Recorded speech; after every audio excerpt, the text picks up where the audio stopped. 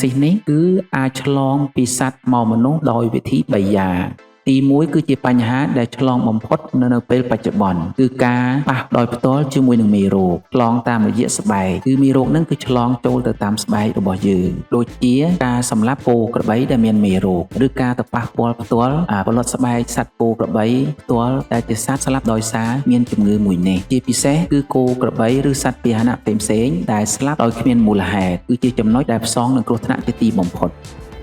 មេរោគ Anthrax គឺនឹងធ្វើឲ្យស្បែករបស់យើងកើតដំបៅដូចជាភ្លើងបារីអុចដែលហៅថា Exca ប៉ុន្តែការឆ្លងតាមបែបទី1នេះគឺការប៉ះពាល់ផ្ទាល់ជាមួយនឹងមេរោគ Anthrax តាមរយៈស្បែកនេះបើសិនមកពួកយើងទៅមន្ទីរពេទ្យទាន់ពេលវេលាហើយគ្រូពេទ្យអាចព្យាបាលយើងទាន់ពេលវេលាឱកាសនៃការជាសះស្បើយត្រឡប់មកវិញក៏មានខ្ពស់ដែរនិងទី2គឺឆ្លងតាមរយៈផ្លូវដង្ហើមទៅកាន់សួតគឺឆ្លងដោយការ